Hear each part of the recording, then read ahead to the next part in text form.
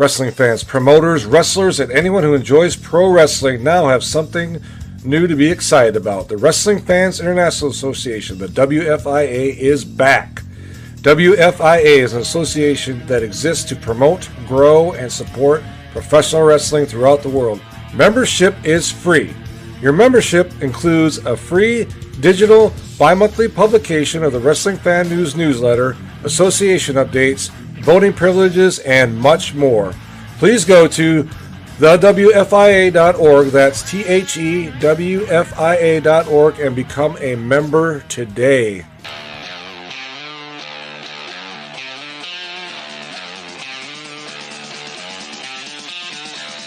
Hey, this is the one-man gold mine, the one-man enterprise of professional wrestling and all entertainment, Flynn Hendricks. And you better believe when I'm looking for a good podcast to listen to, I go to my own. I go to the I Know You Hear Me podcast hosted by me, Flynn Hendricks. That is such a fresh perspective for how you should look at life, too. I love that. And then when I'm feeling spooky, I go to my other podcast, Tales from the Haunt, where I want my head shoved inside a 15-pound silicone mask. More. I want to have a bucket of sweat coming off me at the end of the night than just Jeff. Dogs don't lay eggs, Flynn. I hate you so much. Talk to other scare actors about what it takes to get into the world of scare acting. So if you're curious about how people became professional wrestlers, actors, prioritized their mental health, became entrepreneurs, avoided burnout, or got into scare acting, you need to go check out I Know You Hear Me and Tales from the Haunt, available on all podcasting platforms. And I know you hear me. Available on all streaming platforms. It's professional wrestling's greatest, largest, privately owned wrestling library. All the classic hits, flips, slams, and pins of yesteryear are on one place. It's Ultimate Classic Wrestling. Check out the Nature Boy Ric Flair, Hulk Hogan, Mr. USA Tony Atlas, Tito Santana, Rick Martel, a who's who of professional wrestling's greatest spotlight stars ever to grace the squared circle, all in one place. Grab the best seat in the house for memories and mayhem on Ultimate Classic Wrestling.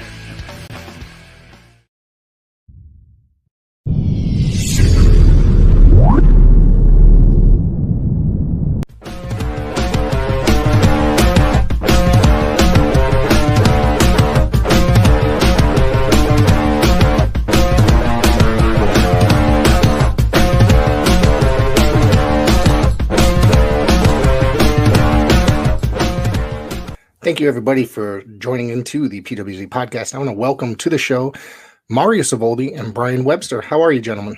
Hey, guys. Good. How about Doing you? great. Doing great. Thank you very much for having us, Rick. I've been looking forward to this for a very long time, and I'm very happy that you guys are here to join in. So glad to be here. Thank you for having me. So you guys just launched the Ultimate Wrestling Classics Roku app, Roku and Fire Stick, and what made you guys decide to go towards that direction? And I know you guys have thousands upon thousands of historic matches and stuff dating from various different promotions. Something I've been watching for many years. What made you guys decide to go in this direction? Well, we had the opportunity to join several different networks, and our chief and staff of our production, Daniel. He kind of convinced me this was the right way to go and that we have the opportunity to get more hours out there. And there's close to 5,000 hours, I think. Wow. And we're adding constantly. We're making joint ventures with different groups. And so it was the right way for us to go. Yeah. I see that you guys have, you guys own footage from various different promotions as well as your own ICW. You guys have some global and the NAWA and South Atlantic and such. And there's just some amazing legends that take part in a lot of that footage there that end up on that network. Oh, we've got everyone, and we could say we have Bruno. I mean, when we started and Brian, correct me if I'm wrong with the names, when we started the wrestling organization, it was called International Wrestling. Right. And it was a group of us with some kind of guys I don't want to mention, Okay. who backed us. And we started in Allentown, Pennsylvania. Actually, we were 3 blocks away from the Allentown arena, where WWE Right. was running. There was a lot of hearsay about what happened there. Everything was done in the right way. My dad had retired. Someone said he got fired. My dad had retired about 6 months before we even decided to do this. And I had been dealing and talking with Bruno, and it was Bruno, Mike Mittman, and some fellows from Atlantic City, and they had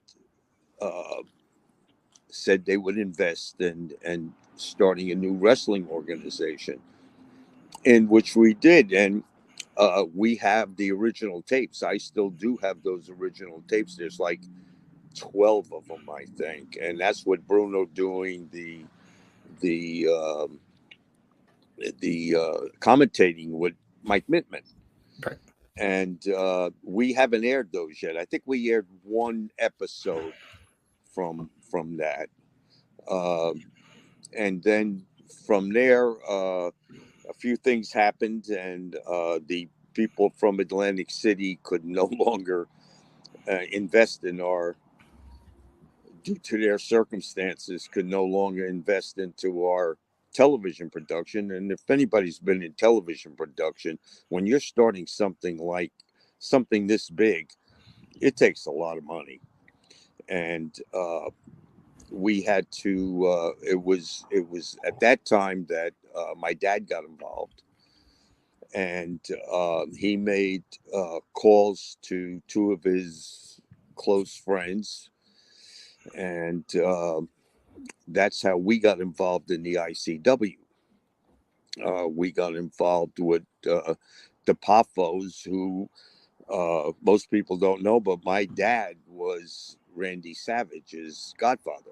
Oh, wow. And then we also got involved with Canada.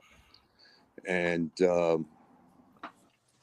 at that point, we formed the ICW. And we were taking footage from them to help us get started. They were taking footage from us, and we landed a station in what town was that in Mass? So that was, at the time, it was called, I think it was WENE. It was Channel 25. Okay. And they decided to take us on, and not only take us on, we did our, but is it Methuen or Metuchen? Methuen, yeah. Methuen, Mass. We did our very first live telecast, and that was the start of it. I know this is probably a tricky question, but do you remember who was on this particular broadcast? I know it's so long ago. Yeah. Yeah, it was at that point. Again, we combined with why can't I think of his name in Canada? I'm trying to think of who was out there. The Tunnies and the Brian, the person we dealt with in Canada, the promoter, the wrestler. So the 2 that come to mind are Giant Gustav and Skylo Low. Okay. And there were the Vachons, of course. They promoted, and they came in, and they brought a lot of talent with them down from Angelo Mosca. Angelo Mosca. There you go. Okay. Mosca. We got involved with Angelo Mosca, and the very first show that we did in Methuen was with Carlos Colon, my brother Joe. They were all in Puerto Rico. King Tonga, the Bushwhackers. They weren't the Bushwhackers then. They were the sheep herders at the time. Sheep herders. Yep. And we took in the crew from Canada and Puerto Rico, and that was our first show in Methuen, Mass. You guys had a long history, or a pretty good history, with Puerto Rico and the WWC and Carlos Colon, and a lot of guys went down there, and you guys would bring a lot of people in as well. Yeah, we were sending people there, but at the same time, we still had our relationship with Vince McMahon. I mean, that was never broken. Most people say, like, you take the EC, what was that, ECPW or no, ECW. Yep. And why didn't we go in a different route? We were dealing with Vince McMahon when we needed talent. When we went overseas, we did the first Saudi Arabia trip that anybody went on, and we went on. We had Blackjack Mulligan. We had Ivan Putski. When we did Australia, when we did Sydney, Australia, we did Bruno. We did. We had the talent. Vince was still giving us talent, and we just stayed in our own little area. I mean, we didn't try to hurt his, or could we hurt him? But in Portland, he would notify us when they were coming into the Portland Civic Center, so we wouldn't run the expo building. So we had a great working relationship there, and we wanted to just stay in our own lane. At one time, we had close to 70% of the United States with television. Yeah, I remember as a kid getting you guys on Sports Channel America up here, and I used to get you guys on even later, get on the syndicated local television as well. Yeah, well, Sports Channel America came to us from Vince. Okay. From the father. The father turned it down and gave him our number, and that's how we got it. Yeah, I always thought it was amazing because at that time I was still relatively young, and I would see guys that I necessarily did not see any longer on WWF TV, such as Tony Atlas and guys like that, and the Putskis and stuff like that. Well, I thought it was. Go ahead, Brian. No, I was just going to say, for me, it amazes me because it was nationally recorded that had a national audience. And right. At the time, it was virtually unheard and broadcast on Sports Channel. Yep. I initially, well, I don't think I initially saw it on the Sports Channel. I just remember, I've told this story many times on this podcast. The first time I ever discovered ICW was at my grandmother's house on a Sunday morning, probably not mid to later 80s. And I just remember it was not like anything else I had seen on television before. And I immediately became obsessed with trying to find this. They had a different cable system than we did because they lived like 4 towns over. In the 80s was quite different. So it wasn't just like everybody didn't have like Comcast or whatever.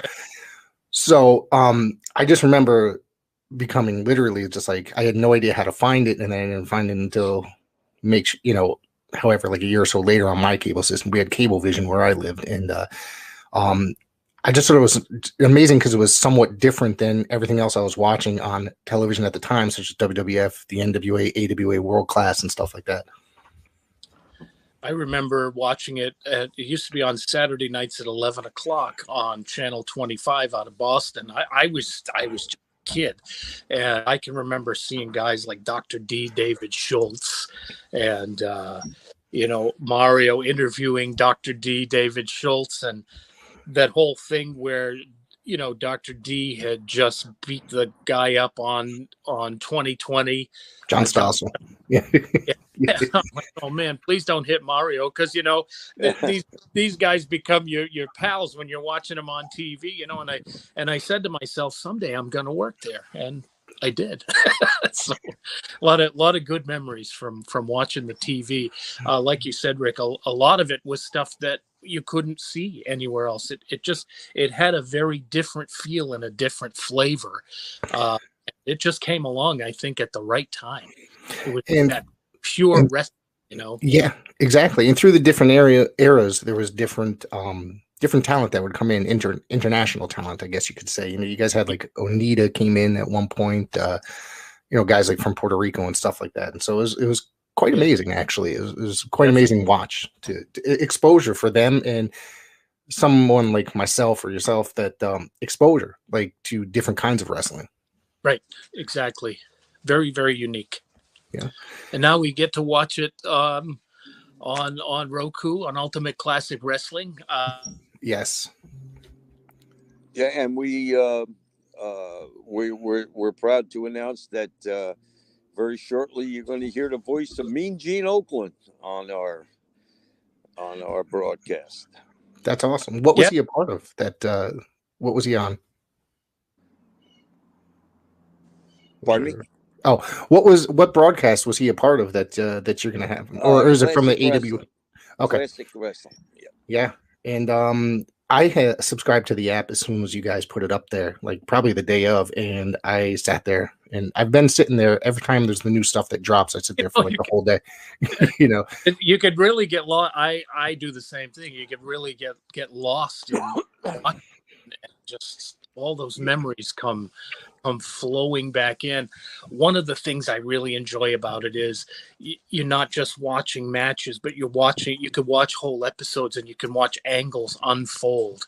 And then, you know, there are also live events that were recorded that you could watch the live event from start to finish, and just so much content. And, you know, for $6.99 a month, I mean, you're watching endless ad-free wrestling, the way, in my opinion, the way wrestling really should be.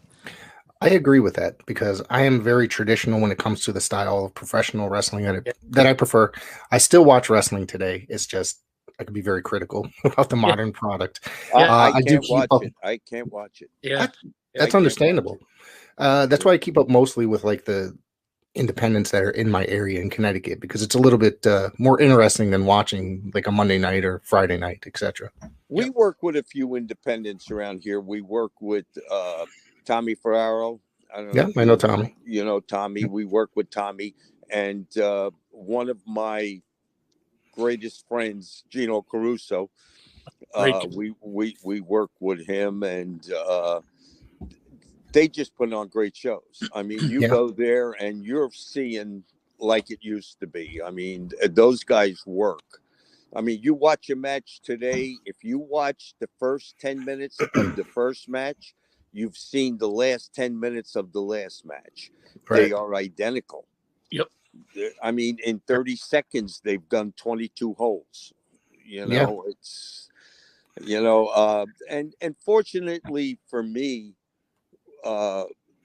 was the relationships that I've met. I mean, I traveled for 5 years with Andre, and him and I became best of friends.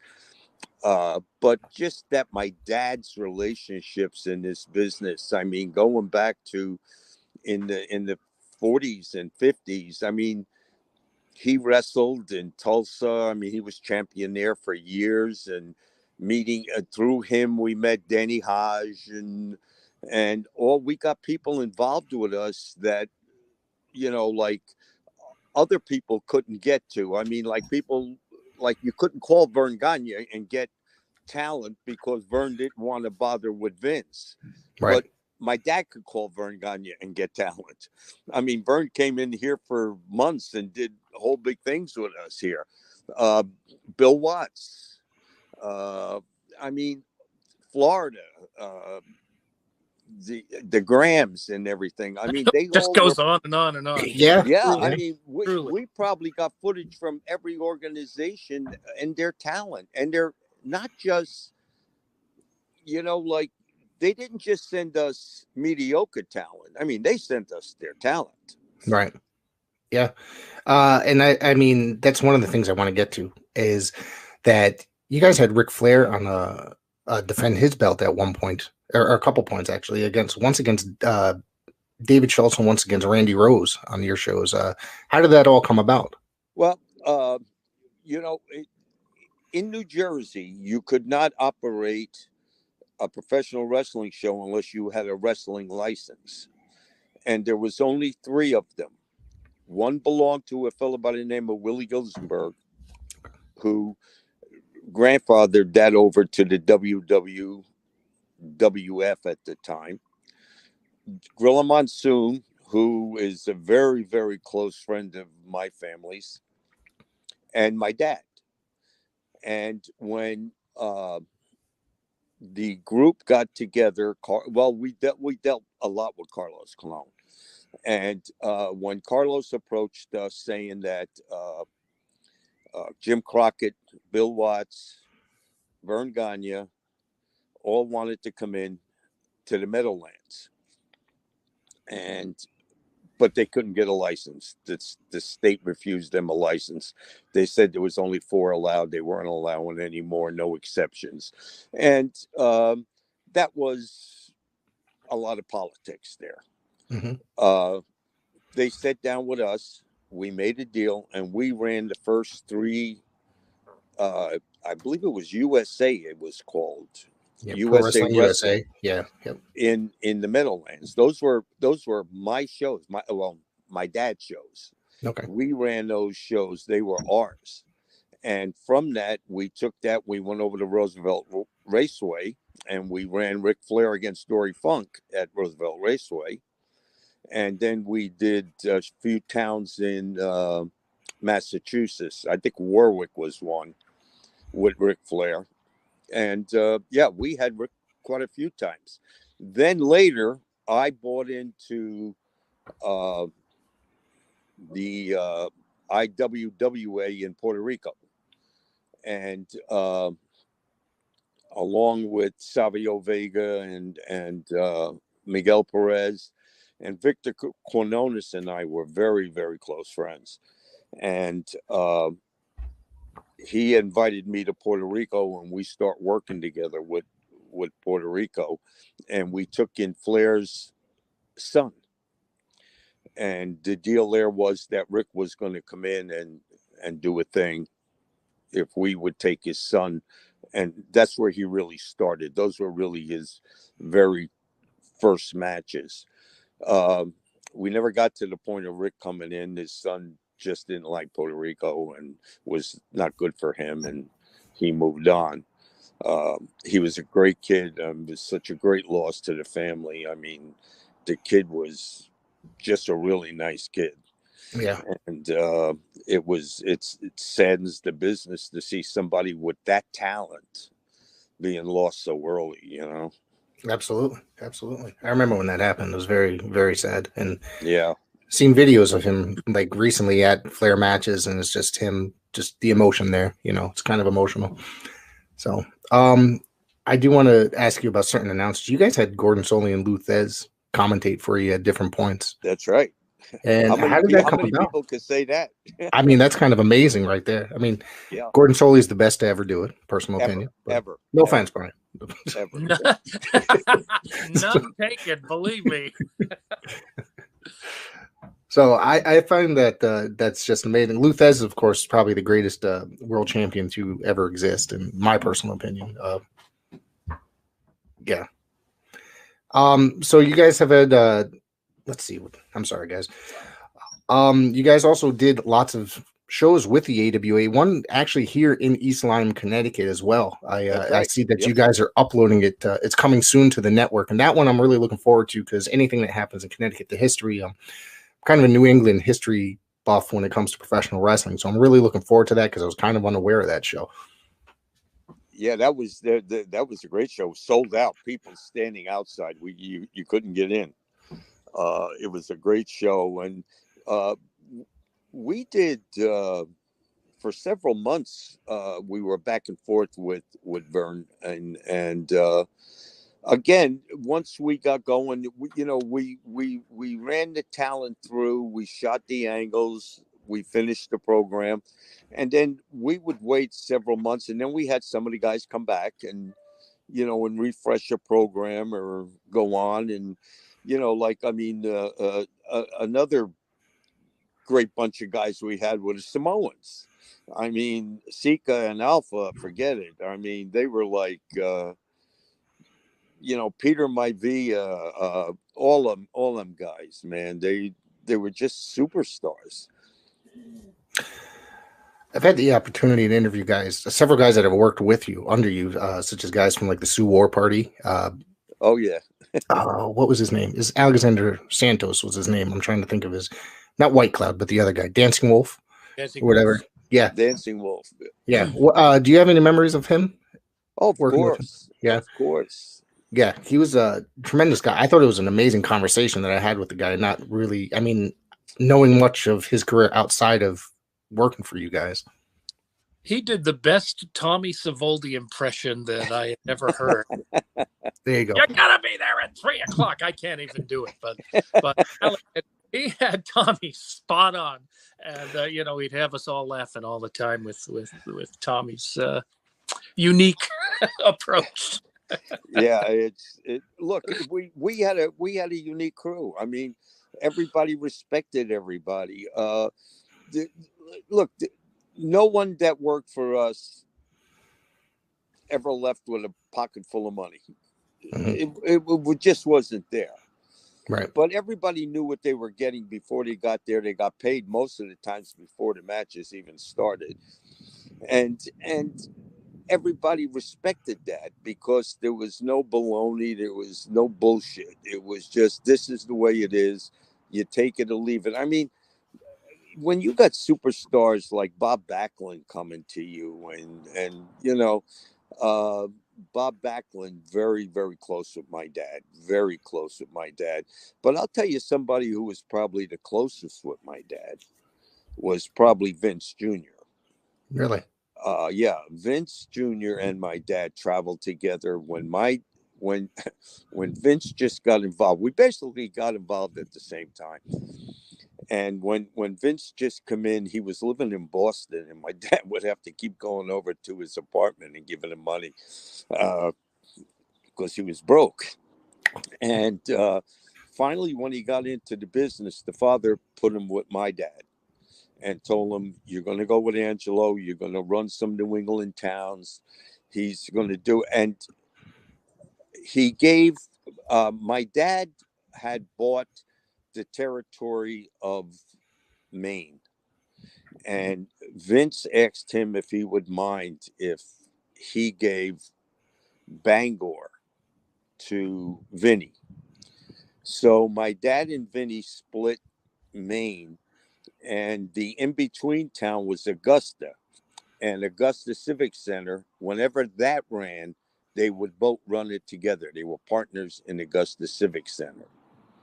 But my dad basically had the rest of Maine. I think Vinny had Presque Isle and way up in the woods there. But he worked together with my dad for years.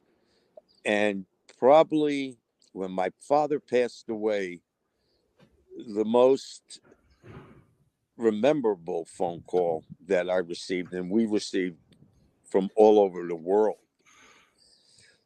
was from Vinny.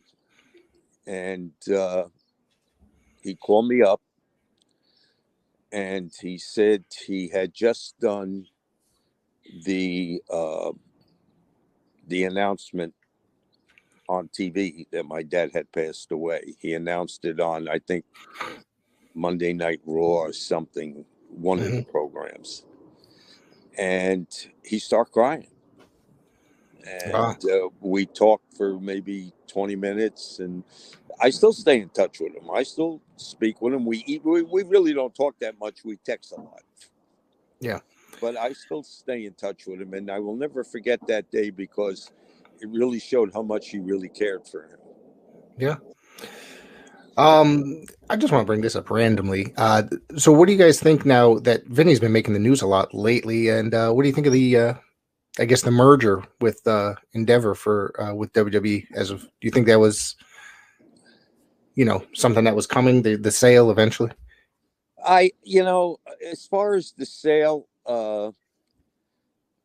I guess it's great for the stockholders. Mm-hmm. But to me, there can never be a WWE without a McMahon. I mean, my father, when he started working in this business, he started with Vince's dad, and they worked for Vinny's dad's grandfather, Jess McMahon. Right. They worked for Vincent's dad, and my dad worked for Jess McMahon. And that's how my dad got into the business, and it went from there. So to me, there can't be a WWE, WWF, whatever you want to call it. There just can't be. I just don't see it being like it is. Yeah. I think it'll change too much, and I think the people won't accept it.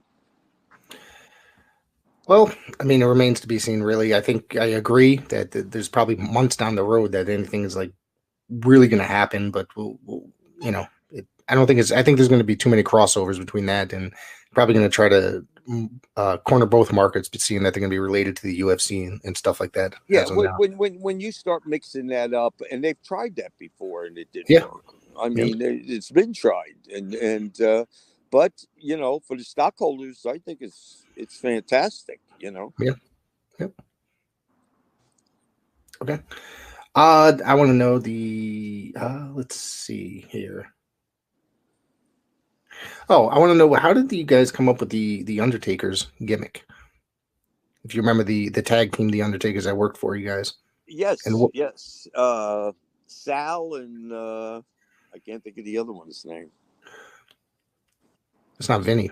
No. No. The hell's the other guy's name? So there was Val, who Val and Vinny. Okay. Was it Val and Vinny? Vinny and Val. Okay. I don't. Sorry, I don't. Somewhere, they were a little before. They were a little before my. Right. Somewhere's in the library, there was footage that we had went to a cemetery in Lewiston, Maine, and it was an open plot, and we were getting them coming out of the open plot, and in came the state police and everything else. Oh my goodness! And it took us. We all had to go to the courthouse, and oh my! But we have them coming out of the grave, and that's all that matters. Yeah, and look, the kids were honest. They came to. I forget which one came to me and said, "Look, I don't want to tell my brother, but we got this deal, and we can make some money for it." And I just wished them the best. It was a great move for them.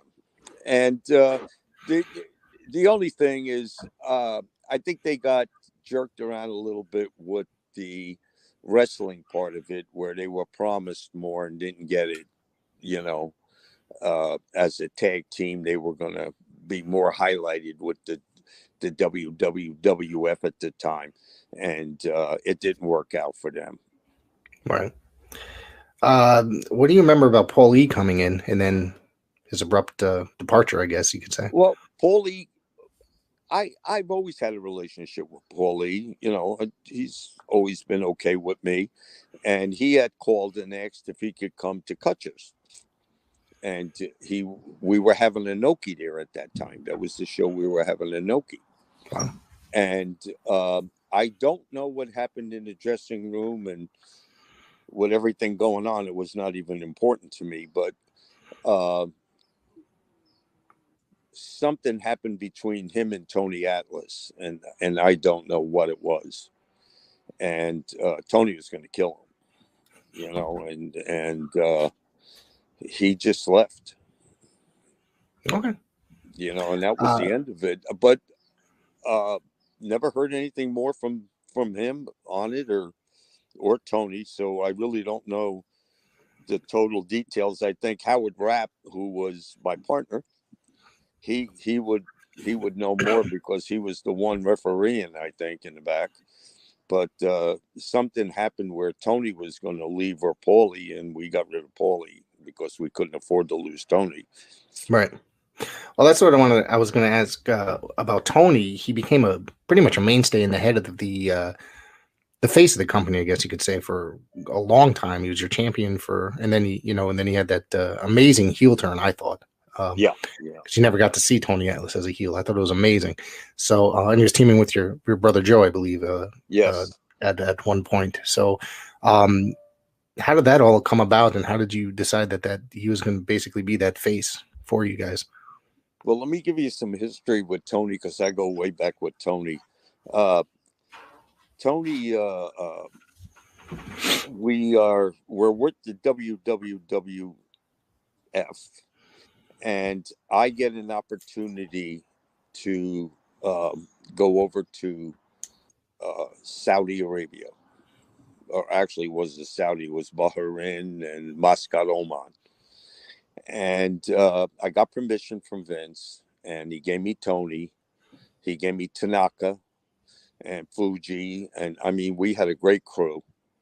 And nobody wanted to go there. Everybody was afraid to go there, but we got there, and they treated us like royalty. I mean, we were treated like royalty. And so we take Tony over. Now, Tony, at this point, this is like a week after he body slams Hulk Hogan. I mean, he was the first guy to take Hogan off his feet and body slam them in Baltimore. So there's all the publicity, and then I think Vince shot some angle at TV where Tony got hurt, and off he comes with us to Saudi Arabia. In the meantime, he was just getting ready to get married, and about a month or two before we go, he buys a home in Glendale, California. Beautiful, beautiful home.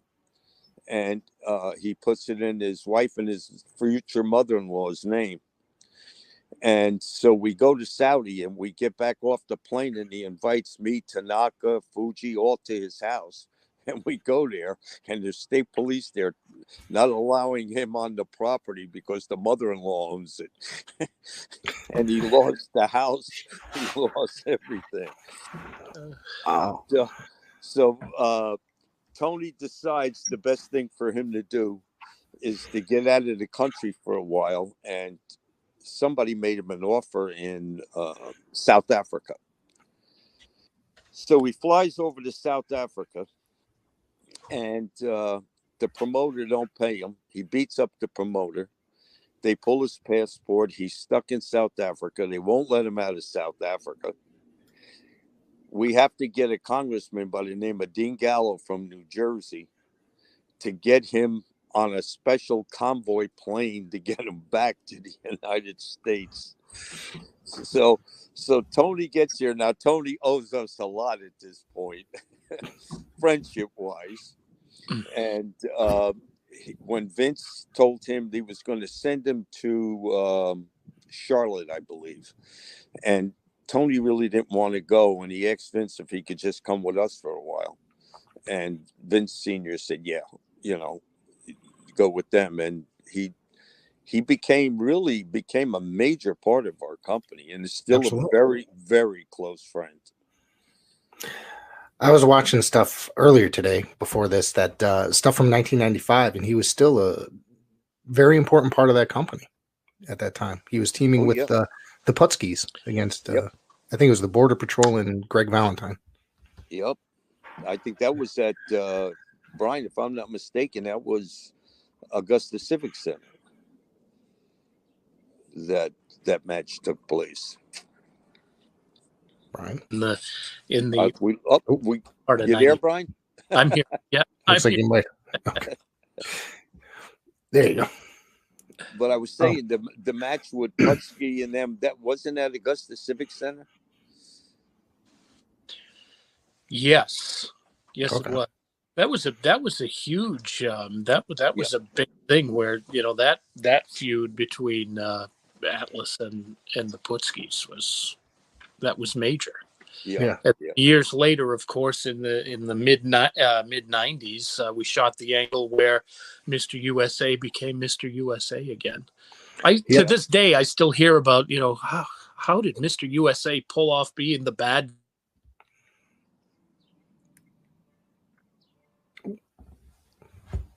That Well, it took a lot to convince Tony. He's a bad guy, but he keeps going in and out.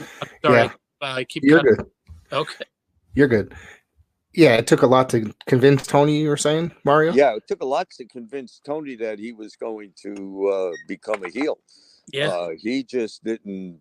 I mean, He didn't think anybody would believe it. He thought, no, I'm Mr. USA. Who's going to believe that Mr. USA likes to beat up the good guys? And he pulled it off, man, and he loved it. Once he got into it. He loved being the heel. He didn't want to come back. Right. Let me tell you how we got him to switch. Sure. We're in Bangor Auditorium, and he's going to wrestle Bob Backlund. And no, he's going to wrestle Schultz. And Backlund's going to come in, and we're going to shoot an angle. And from that, Tony's going to turn against Bob Backlund. Right. So we tell him what's going to happen, and that, but Schultz has got to go over in order for this to work out right. And Tony says, I'm not losing to Schultz. And my cousin Tommy, who on his tallest day is 5'1", looking up and talking to Tony Atlas, he just said, you wait here a effing minute. You wait here. And he went and he found a milk crate. And he puts the milk crate down and he gets up. Now he's looking at Tony in the face and he's pointing his finger at him going, you will do what we tell you to do. And Tony broke out laughing. And he says, I love you, Tommy. And he grabbed him and said, I'll do it. And that's how it became. Because I don't think anybody else could have convinced him. That's hilarious. Yeah, Tony, I got a chance to see Tony about a year ago, maybe a little bit longer than that. He is still friends with Mario Mancini, who I'm friends with, and Mario, good guy. I know Mario well. Yep, great guy. Great guy. He owns a school here in Connecticut, and they run shows, for the student showcases, basically. And Tony came in for a signing and stuff like that, and he was the most friendliest guy that you could possibly meet. He's a very friendly guy. Yeah. Always so soft-spoken and just really easy to get along with. Yeah. Well, I just talked to the what is that? International Pro Wrestling Hall of Fame. Yeah. Seth Turner. I'm on the board. I'm on the board there, and Seth has agreed to take him in come this next International Pro Wrestling Hall of Fame. He deserves it. He belongs there. He's a great guy. Been my friend from the first day he came into the territory. I love him to death, and we stay in touch, and he's just a great man. Yeah. I do want to ask how the merger with World Class came about, and Kevin Von Erich and such. Well, my dad was always friends with Fritz. Fritz Von Erich and who was the promoter in Houston, Paul Bosch. Yep. That whole area. And my dad had said, why don't you give Kevin a call, because Kevin was the only one left there at the time, and see if you guys could work something out together. I spoke with Kevin, and he came here, and we agreed to do some stuff together, and that was it. It was a very simple one phone call. And actually I flew to Dallas, and we were supposed to go over to the library the next day with Kerry. And that was the night Kerry shot himself. We were supposed to go that next morning, me, Kevin, and Kerry, over to the library, and that was it. Wow. That was a tremendous loss to the world of wrestling. I mean, I guess he had spiraled downward pretty bad at that point, and it's kind of very sad loss. Well, you know what was confusing about that loss? He had just left New York. He just signed a deal with Vince. I mean, Vince was going to do. I mean, he was just an amazing talent. Yeah. And he had agreed to give everything to Kerry and let Kerry run that part of it. And that's why we were going to meet the next day. And he got home, from what I understand, and probably all hearsay, is that he gave the money he got from Vince, he got in advance, and he gave the money from Vince to his wife and got in the truck and went in the woods. And that was it. Do you remember Lance coming in at all? Lance Von Erich? He came in one show, I believe. Okay. I believe he came in one show. Okay. Let's see where else we can go. Do you mind me asking Brian a couple questions? Brian, how did you get involved in the world of wrestling and ICW? So I was like a lot of people. One Saturday morning, I was watching Sports Channel America. I had been married for just a couple of months, maybe even 6 weeks. Maybe it wasn't even 2 months. So the ad came on. Oh, we're looking for wrestlers and referees and managers and valets or announcers. So give us a call. So I talked to my wife about it, and she looked at me like I had 10 heads, but that's okay. She supported it. So I called the office, and the nice lady who answered the phone directed me to Tommy Savoldi. She gave me Tommy Savoldi's number, and I talked to Tom, and he said, well, we can't promise you anything, but come on up. We're doing a TV taping in Laconia, New Hampshire on the 18th of October. I said, okay. So we piled into the car, and off we went, and I stood around for what seemed to be hours and hours, and I watched all these guys do their promos, Tommy Dreamer and Taz, and I was marveling at the production of it all. And then they had me do a couple of on-camera, wraparounds and that sort of thing, is like a test, like a audition. And then that was that. And they said, well, if you want to hang around and watch the show, feel free. So great. This is great. I'm in my glory at this time. So Mario comes along and he says, do you want to announce the show? The ring announcer didn't show up. And I said, sure. So I announced the show, and the rest, as they say, is history. Mario came along at the end of the show, and he said, give Tommy your number and we'll be in touch. That's pretty amazing. We are 32 years later, right, Mario? Yep. 32 You're still working with him. Still, he's the only guy who can bring me out of retirement. Well, I see that you've done work with another organization out of Massachusetts. Was it Atlantic Pro Wrestling or Atlantic Champion? Yep. I did 1 year with Atlantic Pro Wrestling. A guy I had worked one summer with, Big Woody, who's since passed away. Woody was doing the. He was the booker at the time, and he reached out and he said, do you want to come in and check out a show, and maybe you want to work it? So I checked out the show. I decided to join. I committed to a year. I had a great time. That was in 2016. Right. They had some great shows. They used to run in a fire hall in a little town called Newbury, Massachusetts. It's about 25 minutes from where I live. It was great because it was once a month. I drive there, do what I had to do, and be home in the same night. So I had a lot of fun. But then, there were some changes, and honestly, I didn't care too much for what the changes were coming to be. And I had committed to a year, and I had done the year. So then I just quietly bowed out. And that's when I thought I had officially retired from the business. Until I got a call from Mario.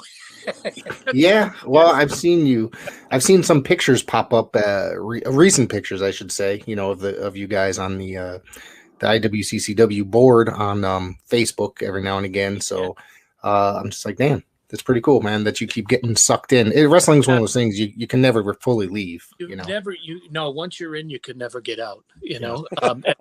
I have no complaints and no regrets. I would do anything for this man. So don't ask Tracy that, though. Yeah, my wife has been through as much as I have in this business. She's a good sport, though. She's a good sport. I do some work with local indies here in Connecticut, and one of them being Mario Mancini's organization. I'll do play-by-play and camera work sometimes. And every time I try to, the wives don't necessarily understand. You know what I mean? When you got to be somewhere, They're supportive and they go along with it, right? But yeah, for the most part. Yeah, but it's like, oh man, I can't believe you're going to be not going to be at this function because you're going to be at a wrestling show. Right? Well, it was a little different for Brian because we were traveling Florida. I mean, you name it. We were going overseas, and we were everywhere. I'd bring the family. I'd bring the whole family, on occasion, and they were just babies, and they didn't really understand or know what was going on either. But always fun. Always a lot of fun. My 7-year-old is my sidekick. He will be at every show with me, just about, including when I do have to travel. My wife, I try to get her to go to events, and she's a no-go. However, she will be traveling with me to the New England Hall of Fame this year, or the New England Fan Fest this year. So that I'm pretty excited about. So she's gonna, I don't know, I think she's in for a shock. So as to what's gonna happen. I'm married 58 years, and I still have to fight to get my wife to go to a wrestling event. Well, even your mom, right? She used to tell my you, mom never went. Going. Yeah, my mom never went. Wow, that's funny. I think she went to 2 events with me entirely. One was a local indie show, and then one was because her son, we're a blended family, was huge WWE fan at the time when I first met her and started dating her. So I took him to an event. And that was like the very first show she'd ever been to. She's like, this is not for me. It's kind of a thing. So. Yeah. We had my son on one of the broadcasts of NWA on Fire. He was I think he was 16 or 17 years old, and let's have some fun with this match and let's put him on. Yeah. And surprisingly, he did really well. Yeah, he did very didn't well. Really follow it. Kept up, but none of the children really followed in bed steps. But that's okay. They're probably better off, right? Yeah. My 16-year-old, he lives in Ohio. He is more interested in it than me, so he'll always, send me text messages and call me up asking me about what's going on over here, because that's the first thing he wants to do when he comes to visit. He visits for 2-3 months at a time out of the year, and he is very excited to go to shows. His mom will not let him bring him to shows out there, so it's fun. So yeah, the only thing we got going in wrestling now is my grandson, who is 15. Yeah. Who's a freshman and just was selected number 1 at 144 pounds in the state of New Jersey. That's amazing. Yeah. Wow. And we're looking to see him take my brother Joe's in my dad's place. Yeah, that's awesome. Right? That lineage. Yeah, that's awesome. That's actually how I first met Bob Backlund. I wrestled in school, and he was the coach of an opposing team out here of the Rocky Hill team. And I just look across the mat, and I said, "Oh my God, there's Bob Backlund." So this was right before his return to the WWF in the early '90s, mid '90s, something like that. Yeah. So then we've gotten to speak to each other many times over the years, but now I believe that I think last year he just moved to Florida, if I'm not mistaken. Yeah, he moved. Yeah, so, he moved. Yeah. Yeah, he was another close friend. I mean, he attended the funeral. He spent 2 days here, and him and my dad were like glue. He when he came here, it was a funny situation because we were moving out of the Bruno area and into Vince wanted to come in with a whole new look, and Vince selected Bob because of his collegiate background and he meant something. I mean, his name meant something, and a lot of people were unhappy. Strongbow and a lot of the guys who thought that they should have a shot at that position. Right. And Vince just never bent. He said, "No, I'm going with Backlund." And when Bob came in, he was not a favorite within the dressing room because, here's a newcomer coming in and going right to the top. And these guys like Strongbow and they've worked all these years to try to make a name for themselves. Right. And they're being cited, and so he had a rough time. And the good thing that Bob had going for him was when I found Tito Santana and Ted DiBiase in Amarillo, Texas, when Vince sent me to Amarillo, and I took them back here. And when I took them back here, Vince told me no, he didn't need any talent. And I said, "This is Vince Sr. now." Right. And I said, "Vince, if I pay for their airfare, would you just look at them, put them on TV, just look at them. If you don't like them, I'll send them back home, and that's the end of it." But I knew these two guys had, well, actually there was three, but he definitely refused the third. That was Manny Fernandez. I really liked Manny. Manny to me, was a great talent. So when I took them to New York, I asked two people. I said, "Can Tito work with?" Well, I might have them backwards, but can one of them work with Johnny Rods and the other one work with Jose Estrada? Mm-hmm. Because those two guys could make you look like $1 million or make you look like a piece of garbage. Right. Right. And Vince, standing by the curtains, Vince used to have a handful of quarters all the time and just keep shuffling them up and down. And he turned to me and he said, "Go see Phil Zacco, get your airplane money." and he kept them both. And that was big. Well, they turned out to be major players and for the WWF for many years. Oh, those two gentlemen. Yeah. Well, Tito lives like 5 miles from me. I introduced him to his wife, and she, at the time when I was working for the WWE, I also owned record shops. Really? And his wife was one of my employees, and I introduced him to his wife, and his wife, his girlfriend at the time, and my wife and myself, we all went out for dinner, and the rest is history. That's awesome. That's amazing. Yeah. Yeah. I want to know, there's a question I do have about Joe. So the rumor is that Ole Anderson was looking into bringing him into WCW in 1990. And was there a reason that this never happened, or was this just a myth, or to your knowledge? To my brother, Joe? Yeah. No, but he decided to go with Bill Watts. Okay. Instead of Ole Anderson. Ole Anderson came to Philippines with us. We were working with Ole, and we did shows in Philippines. We were there actually when Aquino got shot at the airport. We were there, and they held us there for like 4 days. We couldn't leave the country. We were stuck in the country. But my brother was on that tour too, and when he got done, he says to me that he would rather go with Ole because Ole had Ted DiBiase, he had Manny Fernandez, all those guys were there. And Ole was just taking the territory from Leroy McGurk in Tulsa, Oklahoma. And he was merging with Tulsa. So it was becoming a gigantic territory.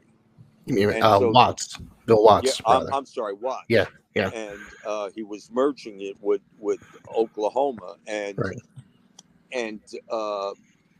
we were working more with Bill Watts than we were with Ole. Okay. And we knew that we could get my brother to come home once in a while and work our territory at the same time. Did the sale of Watt's territory to WCW or Crockett affect his work over there? I mean, No. There was no option for him to go over there like after the sale or anything like that? No, actually, at that point, when that merger took place, just before that, my brother made a deal with Graham's in Florida. Okay. And he was going to Florida, and with Bill Watts' blessing, because they were all, keep in mind, we were all working together. Right. We were all taking talent from each other. I mean, that's why, being the orphan of the group, we were the most fortunate, because when somebody had somebody like, okay, we're going to send him to Bill Watts in June. So they got him in April. So they couldn't find a place for him from April to June. They'd call us up and say, hey, do you want Blackjack Mulligan? you can have him for 7 weeks, and we would take Blackjack Mulligan. So I'm assuming that you were talking about the Florida territory. Is that when Kevin Sullivan and Mark Lewin came in? Yeah, and worked for you. Yeah, Kevin Sullivan, Mark Lewin, Gordon Soley, the whole crew. Yeah, we got the whole crew. It all started with Howard Rapp, who owns Rapp Enterprises. He made a deal to do a show with Elizabeth Taylor, and it was for AIDS. Okay. And we were doing it on some island in this island in Florida, right off the main strip of Florida, and we were going to do the show for them. And Howard asked me if there was any way I could get some talent from Florida, so we didn't have to fly everybody there. Right. And so we got Kevin Sullivan, we got Blackjack Mulligan, we got a whole bunch of guys. And a funny story, that night, that show, you had to go across a drawbridge to get to the island where the ring was set up on. And a storm came through and the bridge was swinging and nobody wanted to cross to get to the island. And guys, you had guys like Blackjack Mulligan on all fours crawling across the bridge to get to the ring. I mean, it was comical, but yeah, it was. We had an open book with almost every promoter. I mean, if we got in trouble, we could go to Canada for somebody close, right, or we were going everywhere. I know Austin Idol was a very important part of ICW as well at one point. So, yes, you care to elaborate on him coming in and yeah, a good friend of mine helped me get Austin Idol, Les Thatcher. Right. All right, and Les had told us about Austin, and of course, Austin was also very important with the Poffos. Right. And so that was a major connection there, and he was with us for quite a while, Austin. Yeah. Great talent, great talent. He's still involved today. He's out there and working the NWA as a manager currently. Yeah. So, yeah, he's quite entertaining. To me, he's probably the best part of that TV show currently. So that's saying about the NWA currently. How did the whole NWA on Fire come about? We were approached a few times to join the NWA, and we kind of wanted to stay away from joining any solid organization. We wanted to be our own organization. Right. But with the new group that went in there, and Sheldon Goldberger, who I think is one of the greatest people in the world. Great guy. I had drove down to Boston a few times and spoke, because we were up in Portland. I drove down to Boston a few times and talked to him about the NWA, and he kind of convinced me that it's new group and everything in there, and so we got involved, and we did most of the filming and everything for the NWA, and but it just didn't turn out to be. It didn't turn out to be. There was too much infighting on who owned what, who was what. Yeah. We just didn't want to be a part of that. We wanted to be our own. We were better off being our own. Let's see. What do you guys gave birth? Well, I wouldn't say gave birth, but you guys had some very influential wrestlers, guys that would end up going on to be huge in the business. Guys like Tom Brady, Tony Rumble, Tommy Dreamer. What was that like with, you guys basically gave a lot of these guys their first chance, Mike Kaluuya, stuff like that. So what was that all like? What was that like? Well, one thing, and every name you mentioned, and one of the dearest and probably the biggest loss to me was Tony Rumble. Mm-hmm. But every single one of them today, I went to one of Tommy Ferraro's show I guess a few months ago, and I walked in, and next thing I know, I got these two gaping arms holding me and squeezing the shit out of me, and it's Tommy Dreamer. These guys are friends for life. Surfer Ray Odyssey. Yeah. I mean, Jeff Ripley. You just go down the line. Those guys are just phenomenal. They were not just talent. They were friends. It was a different way. We didn't have the luxuries that they have today. We didn't fly around. We drove around. Right. And we didn't stay at the Hiltons and the Marriotts. We stayed at the Motel 6 with 4 guys in a room. I remember staying at a hotel one time. We were way, way up in Maine. I mean, where there is they don't name the towns. You've entered zone 13. And we stopped at this hotel, and you had to check in outside. You remember this? It was like March 5th or March 6th. It was early March. Tommy found that. Oh, my God. It was like 20 below zero, and you're standing outside to check into the hotel. That's crazy. But it was a different thing in those days. Like even in my early days with the WWF, we would drive to. Our normal thing was Tuesdays was Portland, Maine. Wednesdays was Bangor, Maine. Sometimes we had to do TV in Allentown on Thursdays. We would drive from Bangor, Maine to Allentown, Pennsylvania, and be there by 11 o'clock to do promos. Jeez. And it would be, and Vinny was in the car with us many a times. And it would be 4 guys in the car, probably 2 or 3 bottles of wine, 2 or 3 6-packs, and a ton of bologna and loaves of bread. And that was the trip. And that's how we got there. And we'd be following. There would be like 3 cars. Behind us would be Lou Albano and Tony Altamore and Gorilla Monsoon. And we would just follow each other because we all wanted to make sure we got there. And everybody cared for each other. Pre-GPS days, so you guys actually had to use a map and such, so it wasn't as easy to find pay phones. Remember, stuff. Pay phones. Yeah. How did you, Mario, get involved in the actual wrestling? I know you refereed in the WWF. Actually, the one of the pictures that I found was you raising Bruno Sammartino's hand in the ring. Right. As a referee. Napolitano took that picture. Yep. What had happened, I owned record shops. I had several of them. I owned 2 in New Jersey. I owned 1 in Florida and 1 in Maine.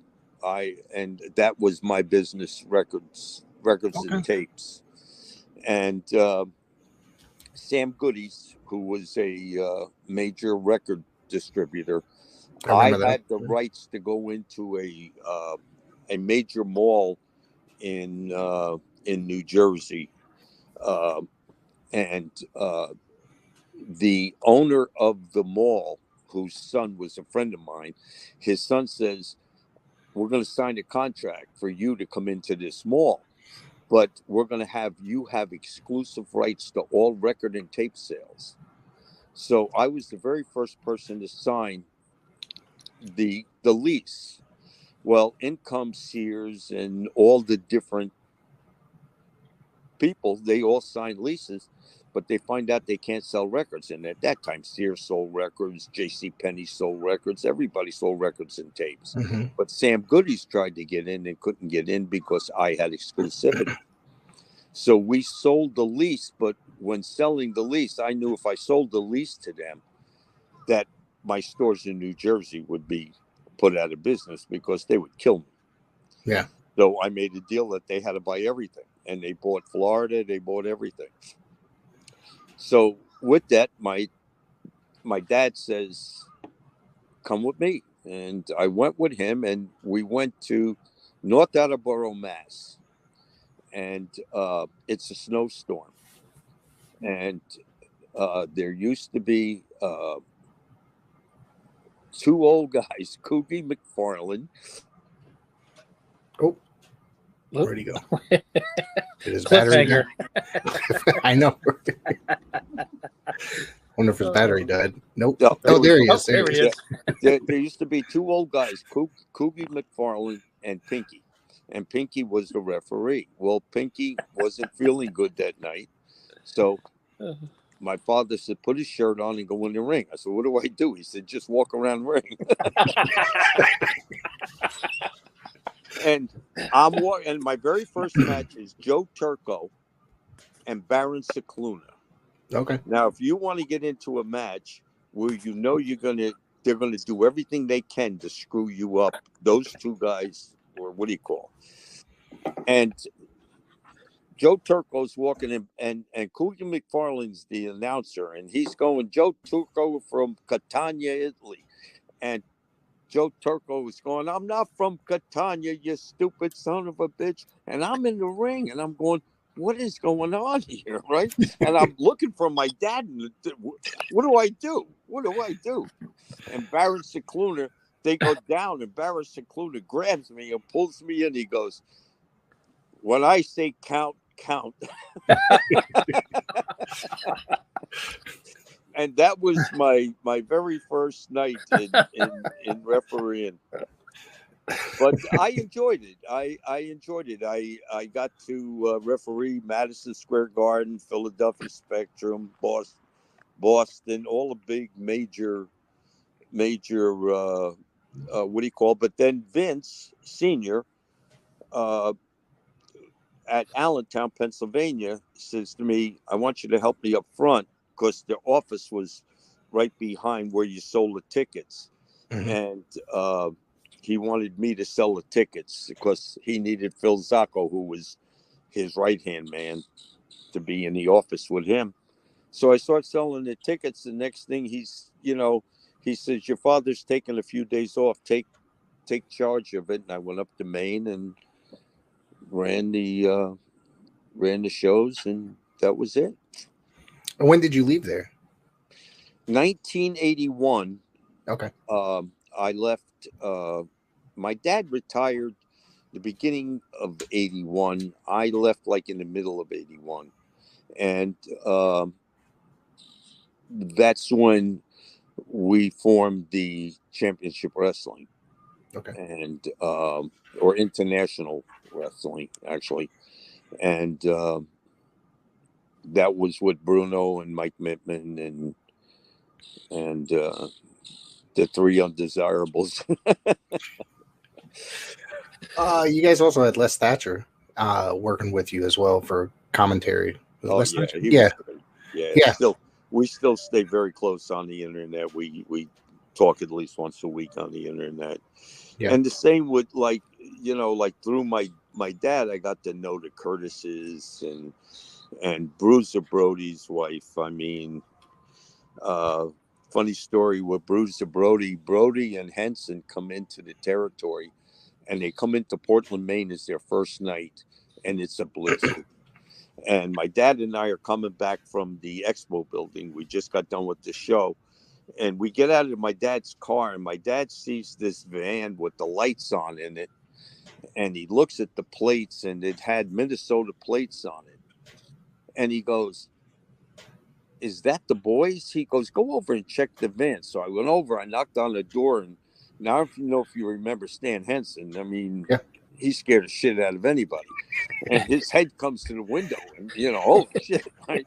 And I see him and Brody in there, and I said, "What are you guys doing?" They're saying, "Well, we're going to sleep in the van tonight."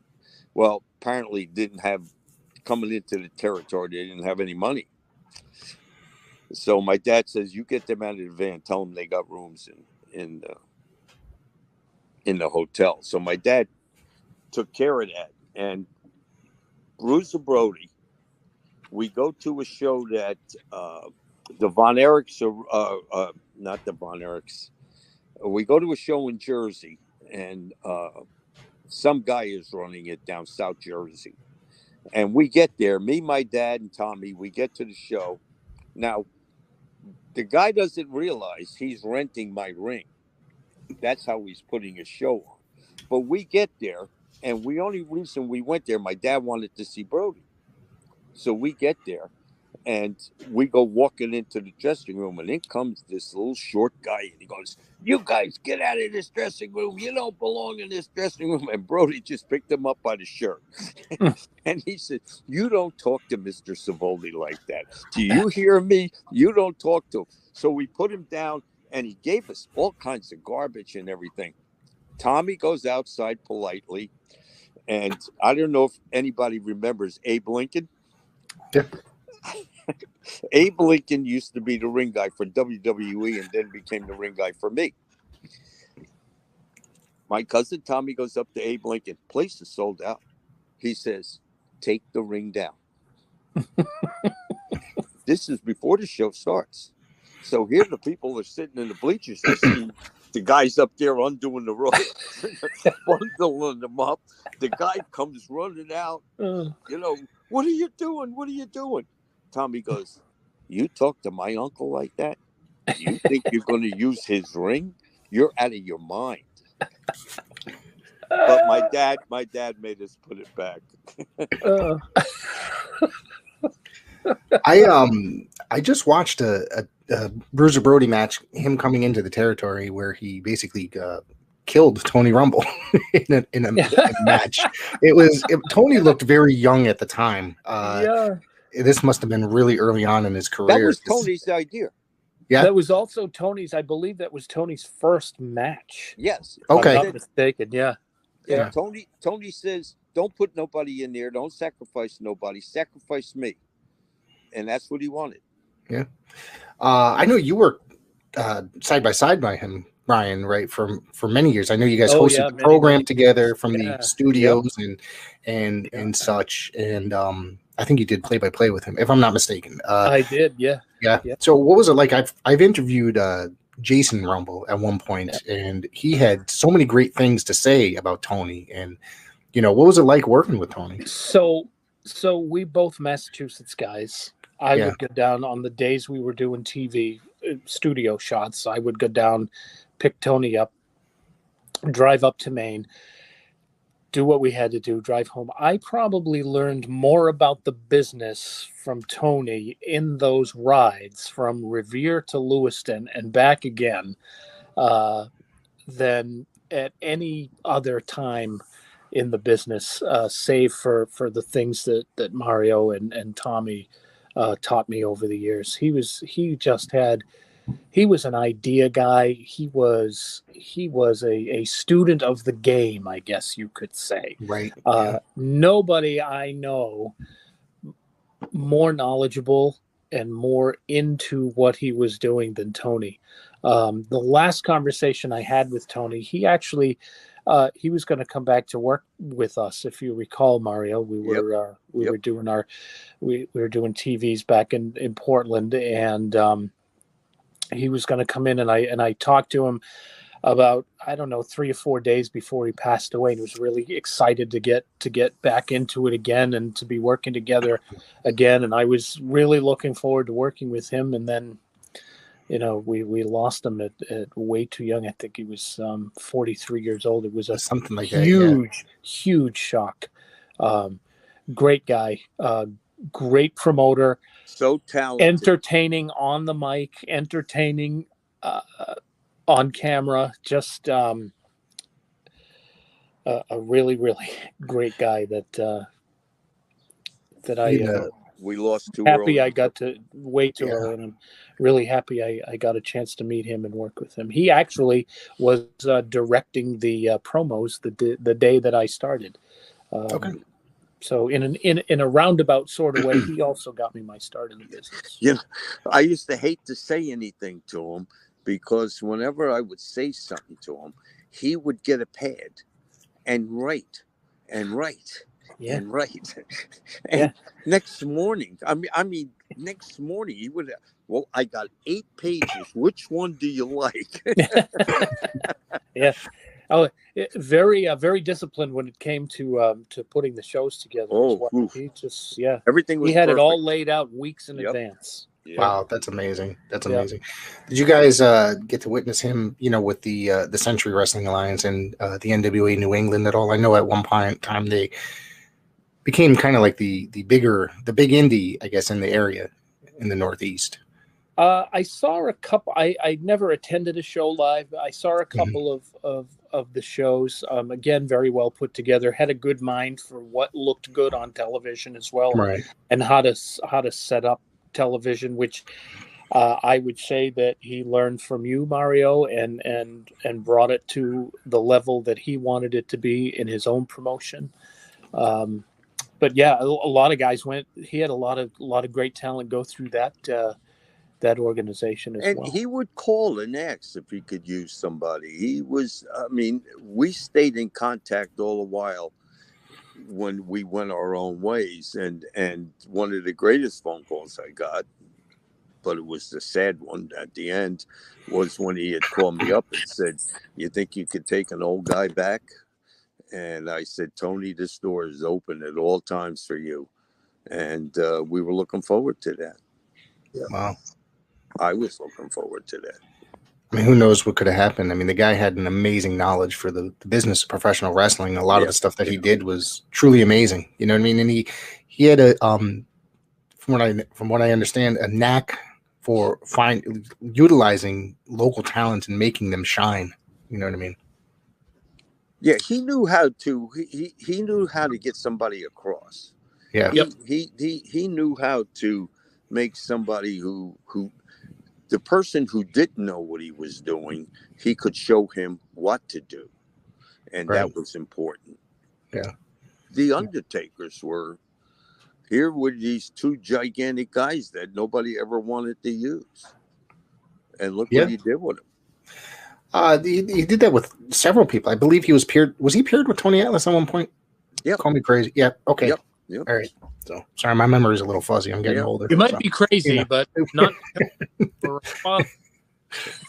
I'm trying to remember, like, put specifics off the top of my head. Yeah. So a lot of times I have to go back and watch video to remember. So yeah, the guy was just amazing, as was Atlas, and you guys had an amazing roster throughout the years. I believe that I just watched a match with Rick Martel being on your show. I believe working with Joe. I think so. And you guys, Bill DeMott worked for you guys as Crash the Terminator. I saw him. I believe he wrestled the Clown, whatever it was, which I believe is Gino Caruso, correct? Gino Caruso. Yep. Yeah. So no, actually, I think that might have been Venezuela. That footage might have been from Venezuela. And that was the original Doink, and that wasn't the original Doink. It was Brooklyn Brawler. Oh, Steve Lombardi. Yep. Steve Lombardi. It was Steve Lombardi, and it was, I think we had the Bushwhackers on there. We had Jim the Anvil Neidhart. Rick Martel. Tito. Yeah. We had everybody on that show. And that all came from WWE. Yeah. Yeah, Martel was still, I think, working there. I think. Yeah, they like I said, we had an open relationship. It was a quiet, open relationship. And that's why, like, we've had a few opportunities where maybe we could have taken that one more step. But we looked at it and said, we're doing all right. Why do we want to antagonize the giant? Right. We didn't have to. If I was doing this show, I would send them. I would say we're going to do a show in Lyme, Connecticut, and they would send me back. Don't do it because we're going to be in New Haven. Yep. That was my arena growing up, New Haven Coliseum. I lived 10 minutes. They would say, we're going to be in New Haven the 18th, so do it any time after, but don't do it before, Right. And to get that kind of information was, and today I have a working relationship even today with the WWE with the films. Yeah. Yep. And Brian, did you ever have a chance to work elsewhere or no? Like after you decided to leave, or I always thought maybe WCW or something to that effect at the time. No. I worked almost exclusively for Mario throughout my career. There was a point where I worked for Knuckles Nelson's promotion through one summer and one winter with Mario's blessing, and then with Atlantic Pro Wrestling in 2016. But otherwise, I've been with Mario throughout. Great. So, of course, you guys just launched the app. We're going to go back to that before we wrap it up. And like you said, there's over 5,000 hours of footage. You got South Atlantic. You've got North American Wrestling Association.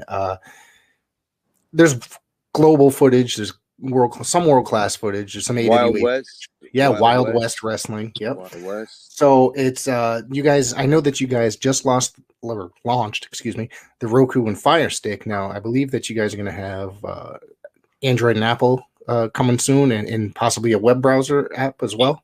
Yep, that's right. We've got Apple and Google on board. There'll be a website that can be accessed from.